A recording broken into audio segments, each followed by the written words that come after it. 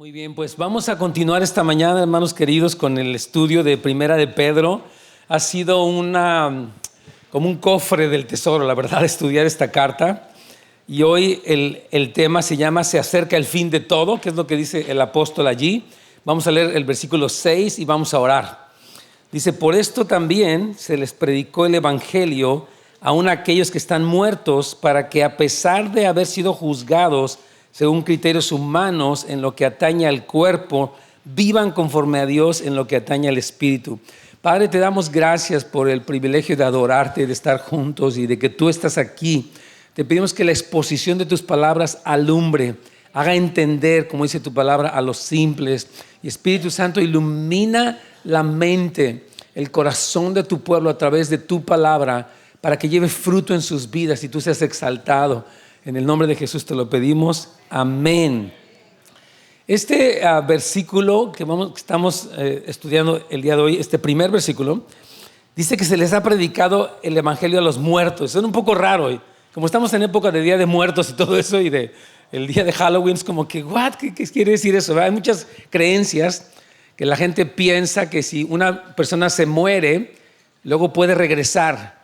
O si se muere, puedes hablar con ella. O hay quien cree en las ánimas del purgatorio. La semana pasada hablábamos en el programa de radio acerca de todas estas creencias que obviamente no son bíblicas. La Biblia dice claramente que está establecido para los seres humanos que mueran una sola vez y después de esto al juicio. O sea, no existe una segunda oportunidad. Cuando una persona ya murió, ya no hay más que hacer. La oportunidad para ponernos a cuentas con Dios es esta vida. Amén. Este es el momento, por eso dice la Biblia, este es el día de salvación. Dice, si oyes hoy su voz, no endurezcas tu corazón. Entonces el llamado es ahorita. Pero lo que Pedro está diciendo aquí en esta carta, está trayendo consuelo. La semana pasada veíamos cómo Pedro habla acerca de los que han sido ultrajados porque dejaron una antigua manera de vivir, habían andado en parrandas, en borracheras, en cosas terribles. Y dice, ahora ustedes ya dejaron esa vida que tenían y sus amigos los atacan, les hacen burla, los ultrajan.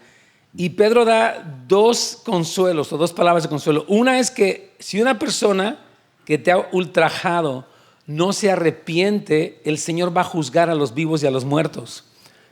¿Ya? O sea que el Señor va a ajustar cuentas. Nadie se va a salir con la suya.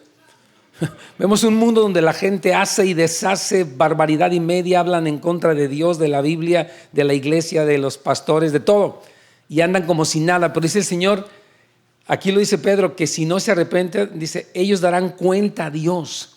O sea, todo mundo va a estar un día delante del trono, creyentes y no creyentes, etcétera, van a rendir cuentas al Señor. La Biblia habla del gran juicio del trono blanco.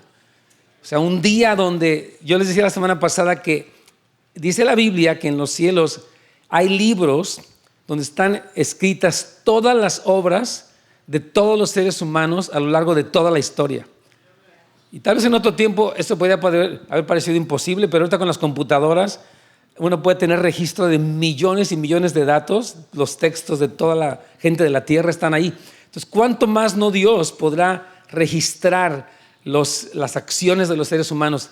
Cuando venimos a Cristo, la sangre de Jesús cancela la deuda que teníamos contra Dios. La Biblia dice, la paga del pecado es muerte. O sea, la consecuencia del pecado es muerte física eventualmente y muerte espiritual eterna. Entonces, gracias a Dios que en Cristo hay esa victoria, esa salvación por su sacrificio en la cruz. Amén. Y el segundo argumento que está dando aquí Pedro es este, que es muy interesante. Dice, fíjese bien, dice, a pesar de haber sido juzgados según criterios humanos, dice, se les predicó el evangelio a los que han muerto, o sea, ya murieron, pero antes de morir se les predicó el evangelio. Y dice, y aunque son juzgados por criterios humanos, hay gente que piensa, es que son cristianos y les va mal, y de qué sirvió que confiaran en Dios. Y dice, tú no puedes juzgar a una persona por un criterio humano y pensar que estás en lo correcto. Jesucristo dijo, la vida del hombre no consiste en la abundancia de los bienes que posee. Aquí la gente se evalúa, ¿verdad? ¿Cuánto tienes? ¿Cuánto vales? ¿Tienes esto y lo otro? ¿Fuiste exitoso? no tienes esto ni lo otro, eres un fracasado. Esos son los criterios humanos. Hay gente que dice, es que a esta persona le va muy bien porque tiene dinero. Y yo digo, la Biblia dice que la prosperidad de los necios los echará a perder. Entonces, si una persona es necia, según lo que la Biblia dice, y prospera sin tener al Señor, es peor para él. Se encuentra en un camino resbaladizo, piensa que no necesita a Dios.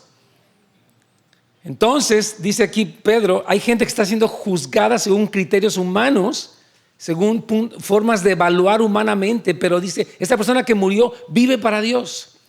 El fin de la historia de una persona no es en este mundo.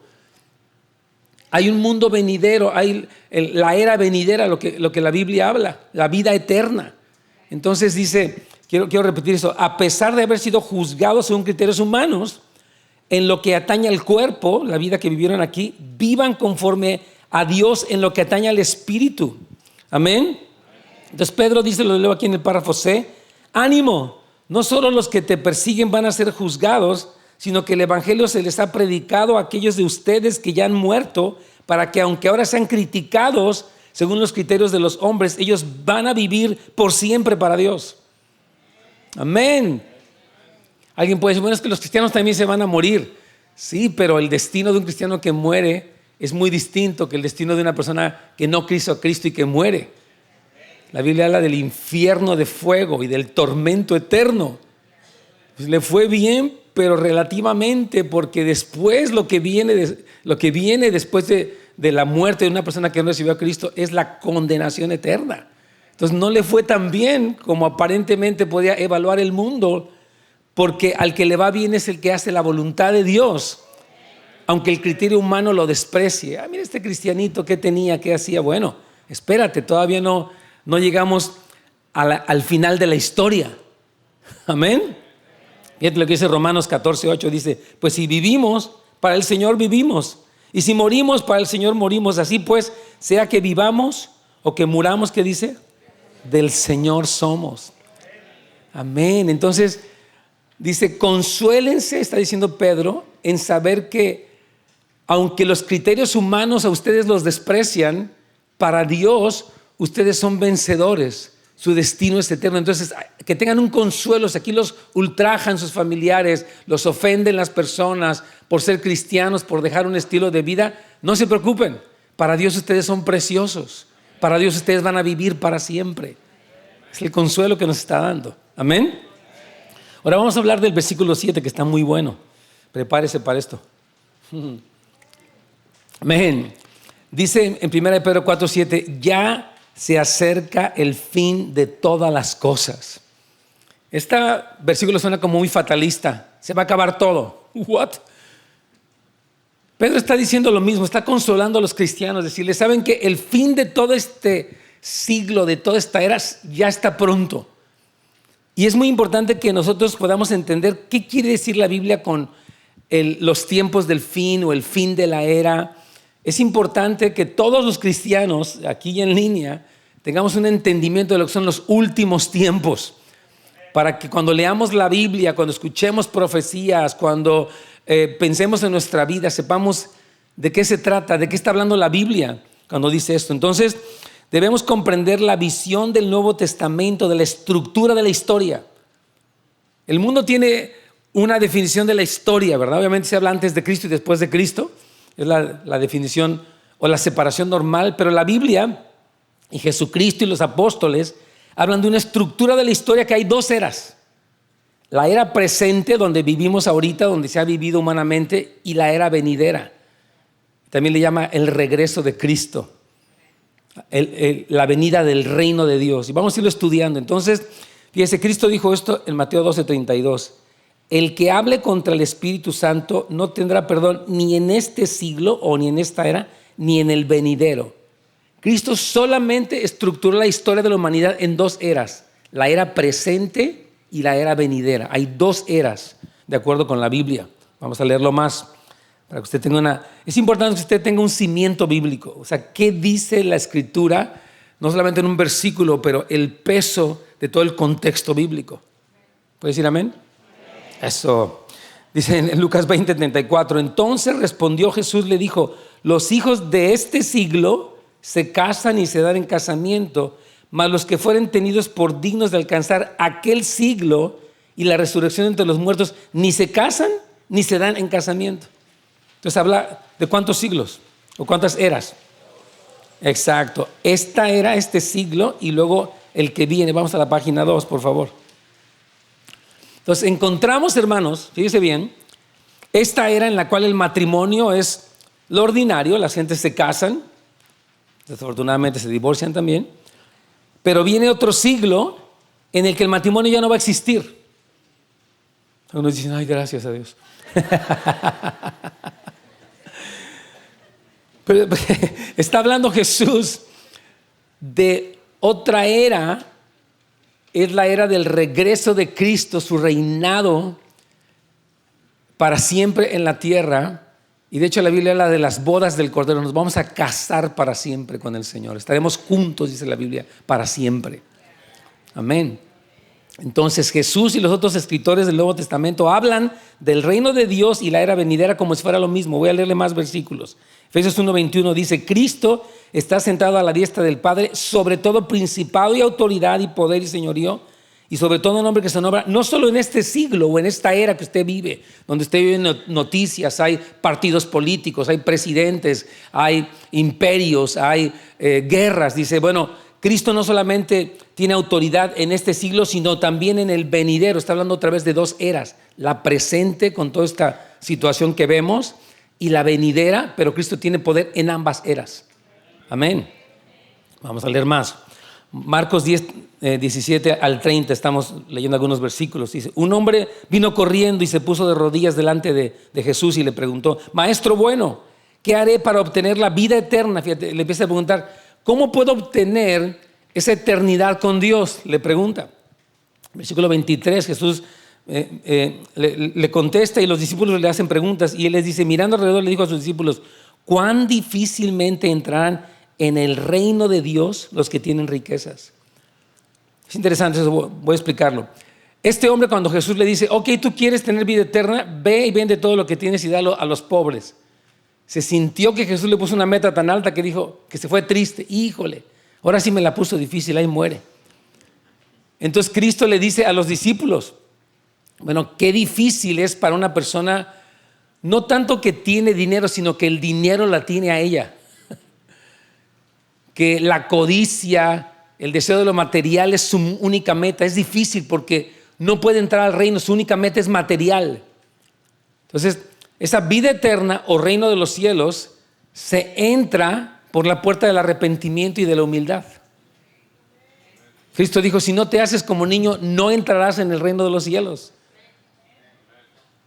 Muchas personas van a experimentar más del reino de los cielos en esta tierra, no porque Dios haga acepción de personas, sino porque han rendido su corazón más, han crecido en su fe y reciben más del reino. Así es. Entonces, dice aquí Jesucristo, recibirá 100 veces, porque Pedro le dice, Señor, nosotros lo dejamos todo, nosotros hicimos lo que le dijiste a este Señor. Dice, ok, quien dejó todo, dice, recibirá 100 veces más, ahora en este tiempo o en este siglo, casas, hermanos, hermanas, madres, hijos, con persecuciones, aclara. Te voy a bendecir más si tú das más, pero van a haber persecuciones, te lo pongo por aviso, o sea, te advierto que eso va a venir. Quien le ha dicho que el cristianismo es una vida libre de problemas, no le dijo la verdad, porque dice, vas a tener bendición porque Dios te bendice, pero van a haber persecuciones porque tú eres cristiano y vives en un mundo que es ajeno a Dios. ¿Ya? Dice, y en la edad venidera, la vida eterna, Cristo equipara 3 términos, vida eterna, reino de Dios y edad venidera como si fueran lo mismo. ¿Se entiende esto? Sí, es importante que tú entiendas que hay la era presente y la era venidera que tienen sus características, tienen sus cualidades tremendas. Entonces, fíjate bien, el reino de Dios tiene una particularidad, todos escuchen con atención. Ya vino, viene, pero todavía está por venir. ¿Cómo, pastor? Ya está o no está, sí, ya está. Entonces, ¿cómo que ya viene? Porque le falta una plenitud mayor todavía. ¿O entonces va a venir? Sí. ¿Pues no que ya vino? Sí. Todo eso es a la vez con el reino de Dios. Amén. Y vamos a leerlo con la escritura para que usted tenga la convicción de esto. Lucas 22:16 dice: porque les digo que no comeré más de ella. Estaba hablando de la Pascua con los discípulos, hasta que se cumpla en el reino de Dios. Cristo dijo: yo no voy a beber más jugo de uva, ni voy a comer el pan. Hoy vamos a celebrar la Santa Cena con ustedes hasta que se cumpla la era venidera, hasta que venga en plenitud el reino de Dios. ¿Ya? Entonces el reino de Dios es futuro y es algo que viene, pero ya está aquí. ¿Cómo es eso? Dios es así. Es multidimensional, es trascendental, es pasado, presente y futuro. Dice, Él es, el que era y el que ha de venir. Todo a la vez. Por eso es Dios. Amén. Gloria al Señor. Algunos comentaristas, aquí lo pongo en el párrafo D, han descrito la llegada del reino como un cumplimiento que no se ha consumado totalmente. ¿Me está entendiendo? ¿Habría conmigo cumplimiento que no se ha consumado totalmente? O sea, que se cumplió parcialmente, pero viene el cumplimiento total de lo que Jesucristo dijo. Amén. Entonces ya vino, pero todavía no por completo. Eso está precioso. Yo lo comparo como cuando, por ejemplo, un muchacho se va a comprometer con una muchacha y le da el anillo. No se han casado, pero ya es como si estuvieran casados, porque están esperando el día de la boda, pero ya todo está un compromiso, pero no se ha visto la plenitud de la boda. Entonces estamos en esta etapa nosotros. Cristo ya vino por primera vez y viene por segunda vez. Y tú y yo nos encontramos en esta era de transición entre lo que vemos en este mundo y lo que ha de venir. Entonces tienes que tener tu mente muy clara. Ok, estoy en este mundo y veo vislumbres del reino de Dios, aunque no vea la plenitud del reino de Dios todavía. Cristo nos enseñó a orar en el Padre Nuestro. Decía: Padre nuestro que estás en los cielos, santificado sea tu nombre. Dice: venga tu reino. ¿No? ¿Sí te lo saben o no? Ok. Y hágase tu voluntad como en el cielo, también en la tierra. O sea que la dimensión del cielo puede invadir la tierra en la medida que oramos conforme a su voluntad. Entonces, ¿habrá personas que van a ver más del reino aquí en esta tierra? Claro. ¿Habrá personas que verán menos del reino? Desafortunadamente sí, porque los que claman, dice: clama a mí, yo te responderé, reciben más del reino, que se ve parcialmente, pero se verá totalmente en el regreso de Cristo. Amén. Vamos a seguirlo estudiando para que usted tenga convicción. Mateo 12:28. Pero si por el Espíritu de Dios yo echo fuera a los demonios, ciertamente ha llegado a ustedes el reino. Pues no que iba a venir, no. Pero donde Cristo es el Rey y donde Él está su reino. Entonces cuando Él vino, aquí estuvo manifestado el reino. Cristo caminaba sobre las aguas, echaba fuera demonios, calmaba la tormenta. Era la manifestación del reino, porque el Rey estaba en la tierra físicamente. Y Él va a regresar otra vez. ¿No le da gusto? Oh my gosh, está tremendo eso.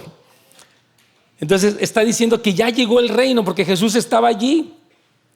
Ahora vamos a ver lo que dice Lucas 17:20. Y cuando los fariseos le preguntaron acerca de cuándo había de venir el reino, le preguntaron: bueno, ¿cuándo va a venir el reino? Los fariseos, muy interesados según esto.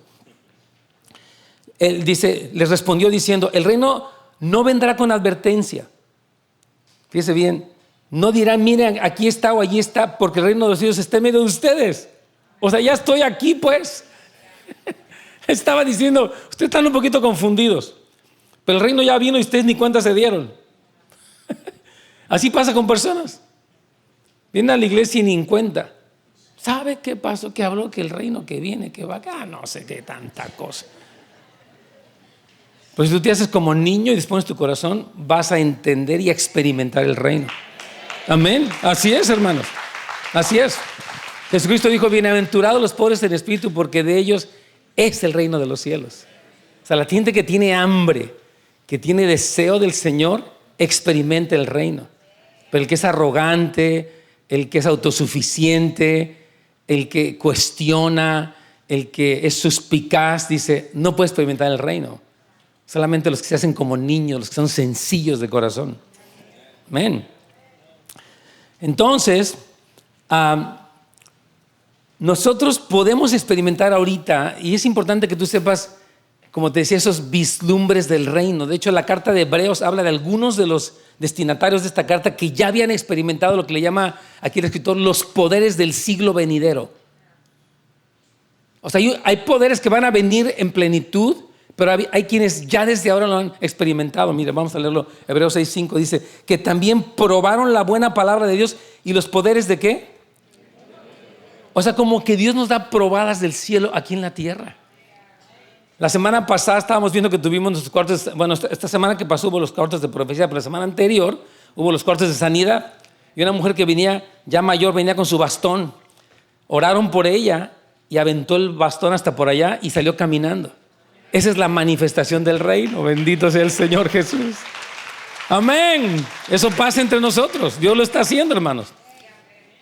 Porque es la manifestación del reino. Cuando Jesús regrese va a ser la manifestación plena del reino. Va a arrasar con todas las tinieblas y va a llenar todas las naciones de su gloria como las aguas cubren la mar. Va a haber un desbordar tremendo de la gloria de Dios, enderezando lo torcido, corrigiendo todo lo sucio y lo pervertido. Ese es el regreso total. Dice, cuando Juan el Bautista vio a Jesús, dijo: he aquí el Cordero de Dios que quita el pecado del mundo. Ahorita lo quita del corazón, pero lo va a quitar radicalmente de la faz de la tierra. El Cordero de Dios va a hacer eso. Lea la Escritura y está llena. Hay más de 150 capítulos que explican la segunda venida y cómo Él va a arrasar con lo malo. Ahorita usted ve cuánta cosa de maldad, pornografía, perversión, tráfico humano, etcétera. Jesús va a desarraigar todo el mal y el cielo va a venir a la tierra. Apocalipsis 22 habla de eso. Entonces, por eso Pedro dice: se acerca el fin de todas las cosas. Está diciendo, se está acercando la era que está por venir y ya está cerca. Ya está cerca. Se refiere a la segunda venida de Cristo. Vamos a la página 3, por favor. Entonces, nosotros vivimos en este tiempo de transición entre la primera y la segunda venida, al cual se le denomina los últimos tiempos. ¿Usted está en los últimos tiempos, sí o no? Eso, va bien, es buen alumno, buena alumna. Vamos a ver lo que dice la Biblia, 1 Pedro 1:20. Él, está hablando de Cristo, a la verdad fue destinado desde antes de la fundación del mundo, pero ha sido manifestado ¿cuándo? ¿Por causa de quién? Quiere decir, póngase el saco. Por causa de mí. Entonces Cristo ya fue manifestado. Ya muy pronto vamos a celebrar la Navidad, ya se acabó el año, increíble. Vamos a celebrar el nacimiento de Cristo. Entonces el nacimiento habla, en el momento que Cristo nace, se arrancan los últimos días. Porque empieza ya la transición, ya el Mesías prometido desde Génesis 3:16 se cumple. Entonces ya empieza la transición a la nueva era. Por eso esos son los últimos tiempos. No lo veo muy convencido, pero ahorita lo voy a convencer con la Biblia, no se preocupe. Amén. Primera de Juan 2:18, mire cómo dice: hijitos, ¿qué dice? Ahora, esto fue escrito hace 20 siglos. Ahorita vamos a explicar lo que pasó ahí. Y según ustedes oyeron que el anticristo viene, así ahora han surgido muchos anticristos. Por eso conocemos que es el último tiempo. O sea, la venida de Cristo trajo la manifestación parcial, no total del reino, pero también la manifestación de los anticristos, de los que se han opuesto a Cristo abiertamente, filósofos, científicos, pensadores, artistas, se han opuesto y se llaman anticristos. Y dice Juan, por eso sabemos que ya es el último tiempo, porque así como vino Cristo, también vienen los anticristos que se oponen a la manifestación del reino de Cristo. Y eso es un indicativo de que estamos en los últimos tiempos. Amén. Entonces también cuando el Espíritu Santo fue derramado en Hechos 2, y la gente estaba sorprendida, ¿verdad? Porque dice la palabra que estaban orando en el aposento alto, estaban ahí esperando. Cristo le dijo: no se vayan de Jerusalén, quédense aquí. Y ellos se quedaron en ese aposento alto, estuvieron orando y orando. Y de repente, dice la palabra, vino como del cielo como un viento recio que resoplaba la casa, y lenguas de fuego se repartieron sobre la cabeza de los apóstoles, y ellos empezaron a hablar en lenguas según el Espíritu Santo les daba que hablaran. Y la gente que los oyó se sorprendieron. ¿Qué pasó? Dice, venimos de regiones lejanas y están hablando, dice, las maravillas de Dios en nuestro idioma. Entonces cuando le preguntan a Pedro qué ocurrió, ¿están borrachos? Dicen, no, no están borrachos. Esto fue lo que profetizó Joel. Y mire lo que dice ahí Pedro en Hechos 2, 16, 17. Dice, mas esto fue lo dicho por el profeta Joel. ¿Y en los qué? Postreros días, sí señores. Dice Dios, derramaré de mi espíritu sobre toda carne. Entonces, el derramamiento del Espíritu Santo en Hechos 2 es la confirmación de que los últimos tiempos se iniciaron desde ese momento, desde antes de ese momento, desde la venida de Cristo. Ahora Dios promete que antes del regreso de Jesús va a haber un mayor derramamiento del Espíritu Santo. Y lo que estamos esperando. Y estamos empezando a ver vislumbres de jóvenes que están siendo llenos del Espíritu Santo, ancianos, mujeres, todos están recibiendo una plenitud, oran en lenguas, profetizan, oran por enfermos. Esa es la manifestación del reino y lo que está prometido en los últimos tiempos. Y está claramente dicho en la Escritura. En conclusión, de acuerdo con la Escritura, la era presente comenzó después de la caída de Adán y Eva, en la que hay enfermedad, muerte, matrimonio, negocios ordinarios, pero estamos esperando la era venidera. El regreso final de Jesús, la resurrección de los muertos, la transformación de la historia, porque el reino de Dios será establecido en su plenitud en la tierra. Por eso nos enseñaron, clamen, venga tu reino. Es lo que se llama el clamor Maranata. Maranata, Señor, ven, ven pronto. Apocalipsis 19 dice, el Espíritu y la novia, el Espíritu Santo y la iglesia se van a unir diciendo, ven Señor Jesús, ven pronto. Por eso tenemos una casa de oración donde ese es un tema constante. Señor, clamamos por tu regreso, que vengas y transformes todo esto que está tan mal. Nuestra esperanza, mire, yo quiero decir esto, vienen ya las elecciones, ¿verdad? Estas de midterm o de término medio. Y se van a elegir pues gobernadores, senadores, hay leyes que están ahí, propuestas de ley tan peligrosas como la 1, Dios nos guarde. No sé si sepan que la propuesta 1 es la que da permiso legal al aborto perinatal. O sea, que es decir, en torno al nacimiento tienen el derecho de matar a sus niños, aún después de 28 días de nacidos. Dios tenga misericordia de la atrocidad que estamos legalizando en este país y particularmente en este estado. Terrible. Y hay más leyes, si usted las oyera se sorprendería. Entonces, por eso es importante votar, claro que sí. ¿Es importante orar? Por supuesto que sí. Pero nuestra esperanza de que las cosas se corrijan son cuando Jesús regrese. Es la verdad. Mientras vivimos aquí, hacemos lo que podemos para procurar el bien, para detener la maldad. Pero ahorita no veremos una maldad siendo detenida totalmente, porque el reino todavía no se ha manifestado totalmente, sino solamente parcialmente. Vidas restauradas, familias cambiadas, personas sanadas, oraciones contestadas. Es la manifestación del reino. Pero todavía no hemos visto todo. Espérese porque se va a poner mejor. En el mundo está poniendo peor, pero el regreso de Cristo es donde ya viene. Por eso dice Pedro aquí en el capítulo 1, dice, pongan toda su esperanza en la gloria que se les traerá cuando Cristo sea manifestado. O sea, dice que tu esperanza se dirija al regreso de Cristo que marcará la otra era de la historia, según lo que la Biblia dice. Amén. Gloria al Señor. Entonces, ahora fíjese bien, vamos para el párrafo K. ¿Sí lo tiene ahí? Sí, por supuesto que ha sido una sorpresa para muchos que estos últimos días han durado 2000 años. Pues si son últimos días, ¿no cree que deben usar 2, 3 días? Dice, no, bueno, sí, no. Ok, esto es un final muy largo, ¿verdad? 2000 años es un final un poco largo. Bueno, 2022. Será un poco largo porque parecería son los últimos días, pero te vamos a explicar. No es una sorpresa para Pedro. Pedro responde a los que se burlaban. Desde el primer siglo había gente que se burlaba. Pues no que iba a regresar, hombre.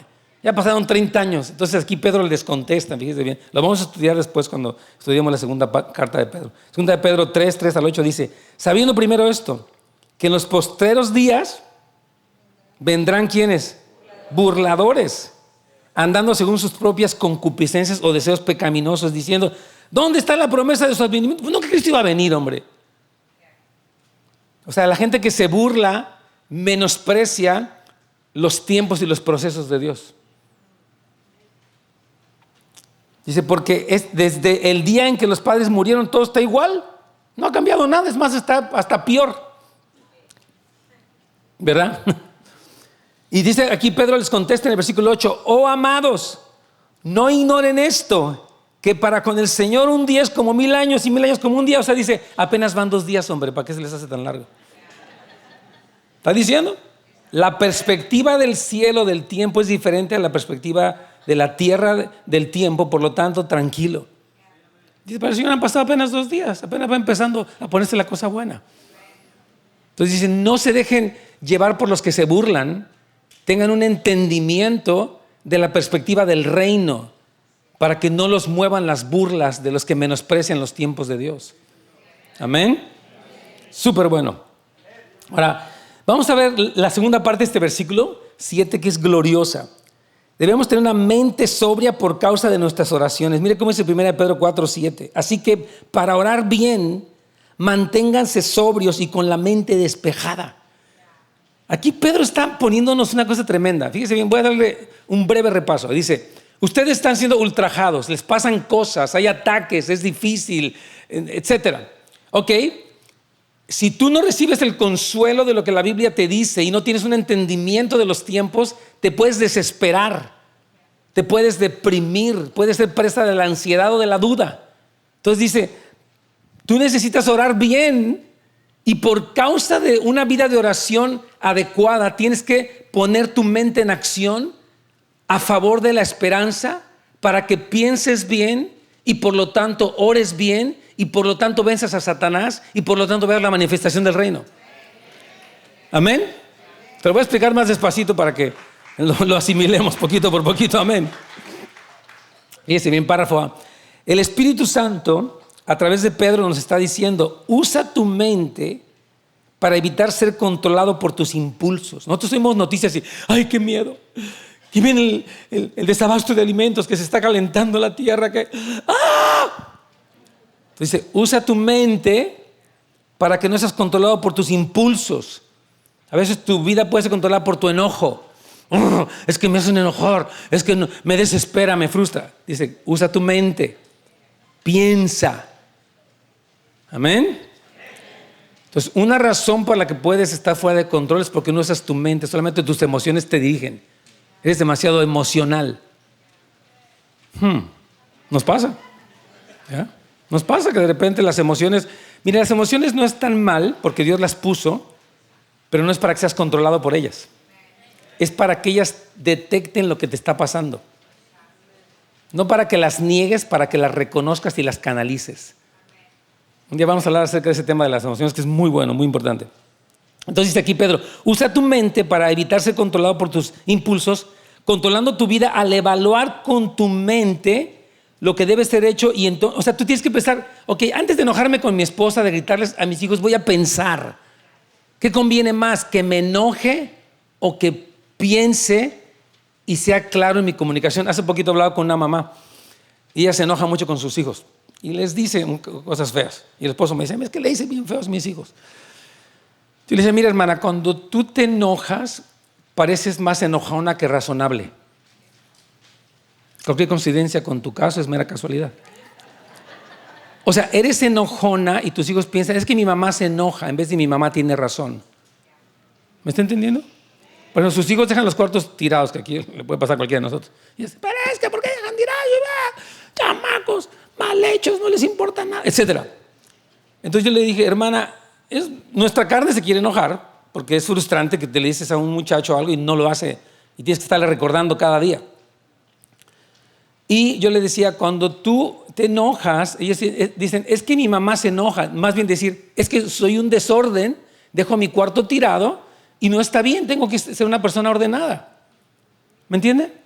O sea que está pensando, si la mamá piensa, decirle, mira hijo, el que tú dejes tu cuarto desordenado habla de tu falta de disciplina, tu falta de consideración a las reglas de la casa, y si continúas así, va a haber una consecuencia. Te amo y me caes muy bien, pero ya no puedes dejar tu cuarto tirado siempre. Entonces la mamá está usando su mente para no ser controlada por sus emociones y hacer lo que es mejor para que sus hijos la escuchen. Es un ejemplo de lo que está aquí explicando Pedro. Entonces, evalúas con tu mente lo que debe ser hecho y entonces tienes una mente despejada. Amén. Y así puedes orar mejor, puedes hablar mejor, puedes responder mejor. Amén. Y también tus oraciones, vas a orar mejor. Vamos a la página 4, estamos a punto de terminar. Vamos a ver entonces la conexión entre la oración y la mente. Pedro dice, lo ha dicho ya varias veces, una de las partes, hermanos queridos, escuche bien por favor, mucha atención. Si está viendo su teléfono, no lo ve ahorita. Please, if it's a young person, pay attention. Una de las partes más importantes de tu vida es tu vida de oración. Cristo, una de las partes medulares de su vida es que Él pasaba a veces noches orando. Se levantaba de madrugada y oraba. Y mire que Jesús estaba ocupado y tenía demandas. La gente lo quería tener para consejera, para consejería, para liberación, para sanidad, para que le hiciera hasta las tortas. Sí, porque dice, ¿vas a multiplicar el pan o no? Como diciendo, ahora le tenemos hambre. Y la gente le demandaba, pero dice que se paraba temprano. Antes de que toda la gente empezara, dice, yo voy a buscar al Señor. Su vida de oración era clave, Él sabía. Entonces tu vida de oración es clave, mi hermano. Por favor, planea tu día bien. Planea tus prioridades. No permitas que lo urgente se coma lo importante. A veces estamos demasiado, es que estoy ocupado. Sí, hermano, pero a veces la ocupación le privó de la prioridad y usted anda todo descontrolado. Amén. Entonces, fíjate lo que dice aquí. 1 Pedro 1:13. Por eso, con la mente preparada para actuar, siendo sobrios, pongan su esperanza completamente en la gracia que les es traída en la revelación de Jesucristo. Qué versículo más poderoso. Fíjate, dice, prepara tu mente para actuar, para que seas sobrio, para que estés pensando claramente. Y entonces tú pones tu esperanza en la gracia que va a ser traída o que es traída en la revelación de Cristo. Hay esperanza.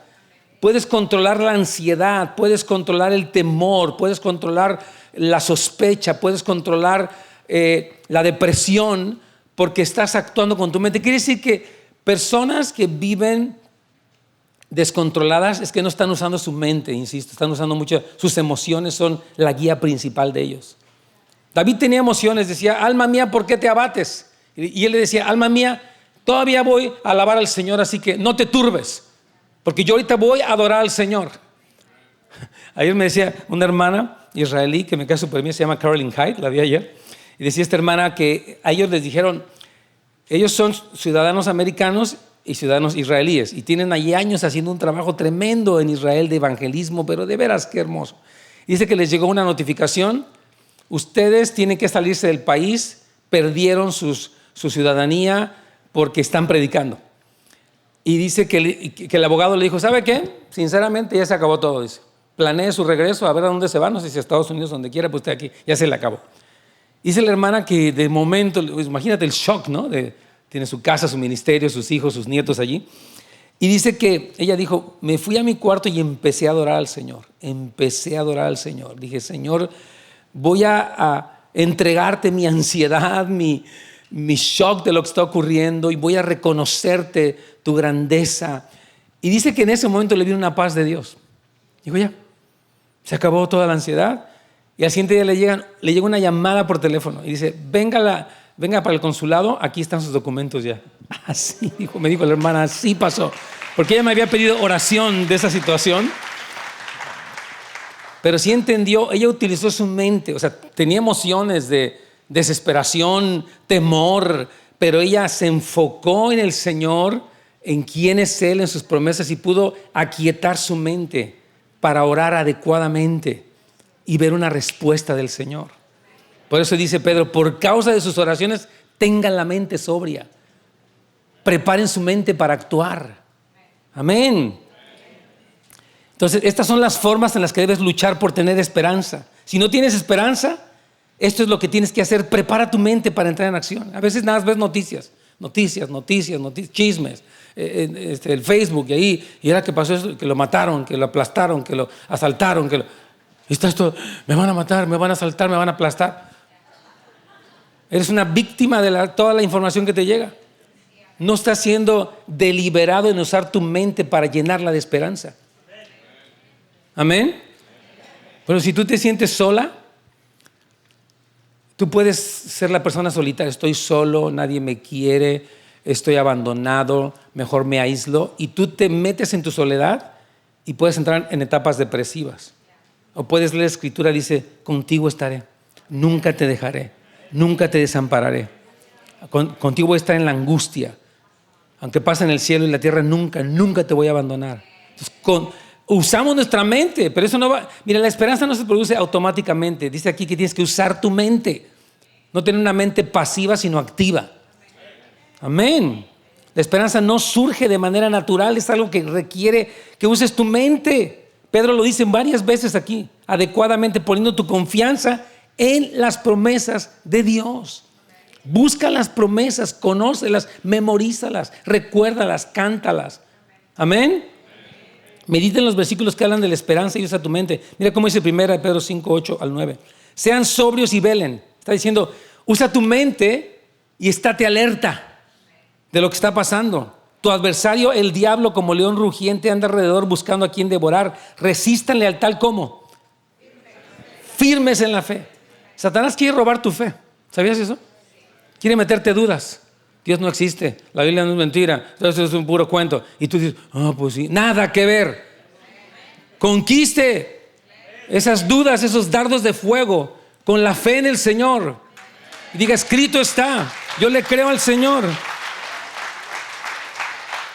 Es importante esto, porque si no tu oración, hay personas que creen que la oración es quejarse con los ojos cerrados.